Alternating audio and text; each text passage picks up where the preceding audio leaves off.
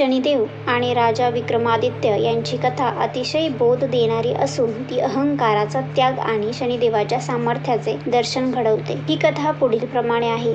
एकदा स्वर्गलोकात 9 ग्रहांमध्ये म्हणजे सूर्य, चंद्र, मंगळ, बुध, गुरु, शुक्र आणि शनी, राहू, केतू यांच्यात सर्वात श्रेष्ठ कोण बरं, यावरून मोठा वाद झाला.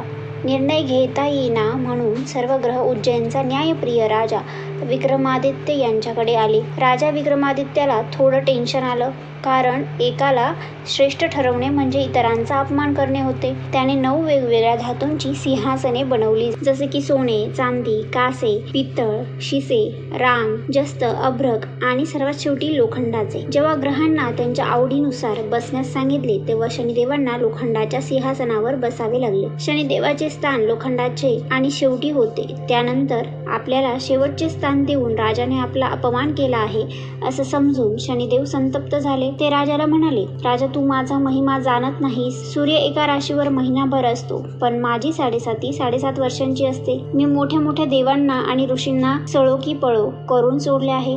आता तुझ्यावर माझी वक्रदृष्टी पडेल, तेव्हा तयार राहा. त्यानंतर काही काळानंतर राजा विक्रमादित्यच्या आयुष्यात 7.5 सुरू झाली आणि शनिदेव एका घोड्याच्या व्यापाराचे रूप घेऊन राजाच्या राज्यात आले. राजाने एक घोडा खरेदी केला आणि त्यावर स्वार होताच तो घोडा वेगाने जंगलात धावला.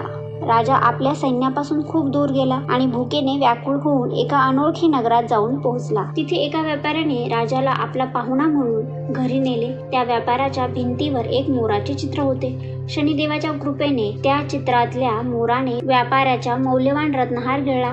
व्यापाऱ्याने राजावर चोरीचा आळ घातला आणि तिथल्या राजाकडे तक्रार केली. त्या राजाने विक्रमादित्याचे हात आणि पाय कापण्याची शिक्षा दिली. पुढे हात पाय कापलेल्या अवस्थेत राजाला एका तेलीने पाहिले. त्याला राजाची खूप दया आली आणि त्याने त्याला आपल्या घरी नेले. विक्रमादित्य तिथे आपल्या तोंडाने बैलांना हाकत तेल काढण्याचे काम करू लागला. एक रात्री काम करताना राजा दीपक राग गाणं गाऊ लागला. त्याचे गाणे इतके मधुर आणि सुंदर होते की त्या नगराची राजकन्या त्याच्या प्रेमातच पडली आणि तिने त्याच्याशीच लग्न करण्याचा हट्ट धरला. पुढे काही दिवसानंतर अखेर विक्रमादित्य राजाच्या 7.5 काळ संपत आला. राजाच्या सहनशीलतेने आणि भक्तीने शनिदेव प्रसन्न झाले. त्यांनी मध्यरात्री राजाला दर्शन दिले. राजाने हात जोडून प्रार्थना केली, प्रभू, तुम्ही मला दिलेला दंड मी स्वीकारला आहे, पण जो त्रास मला झाला तो इतर लोकांना किंवा इतर कोणालाही देऊ नका. त्यावर शनिदेवाने हसून उत्तर दिले, राजा, तू तुझा अहंकार सोडला आहेस आणि कठीण काळातही धर्म सोडला नाहीस, म्हणून मी प्रसन्न आहे. शनिदेवने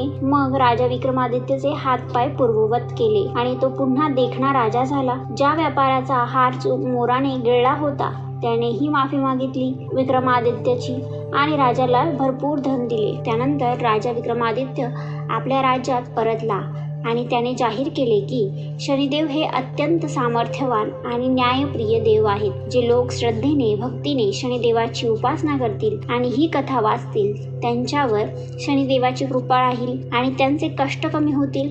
या कथेमुळेच आजही अनेक लोक शनिवारी पिंपळाच्या झाडाला तेल अर्पण करतात आणि शनी महात्म्याचे वाचन करतात. शनिवार व्रताची कथा प्रामुख्याने राजा विक्रमादित्य आणि शनिदेव यांच्यावर आधारित आहे. शनिदेवांचा कोप आणि त्यानंतर राजाने दाखवलेला संयम ही या कथेची मुख्य शिकवण आहे. मित्रांनो, तुम्हाला ही कथा आवडली असेल तर चॅनलला लाईक आणि सबस्क्राईब नक्की करा आणि कमेंट सेक्शनमध्ये लिहा, जय शनिदेव.